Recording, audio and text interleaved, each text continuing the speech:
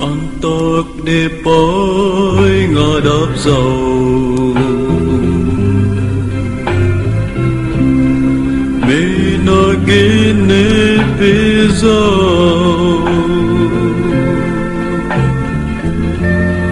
Mai na om pabasanku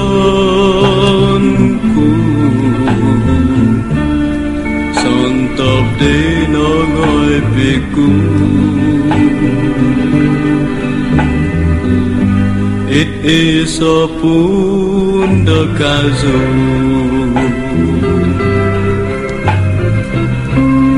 Babangon do buhan Point di kau ko doi dosku Babas ko noi ko ginaban Darling, my soul akai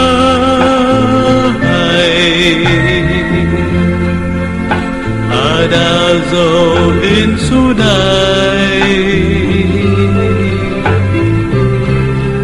kanu doi dogo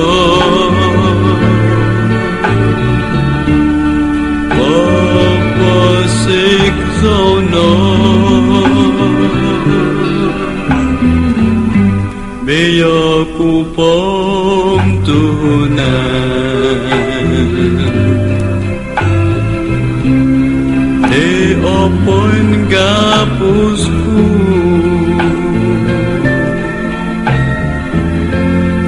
Tulusku donoi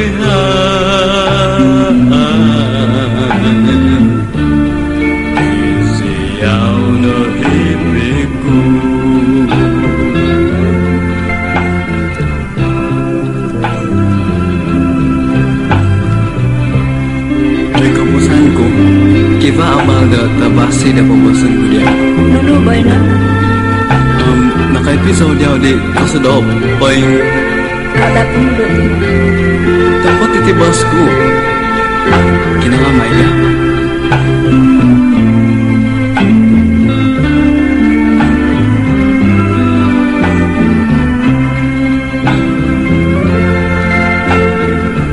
Darling, my soul akai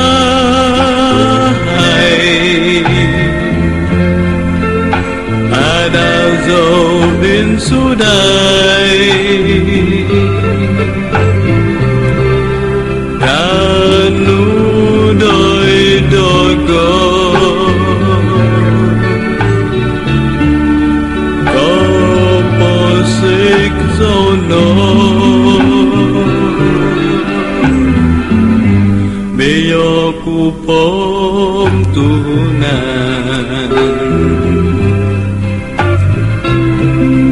De opoin gapu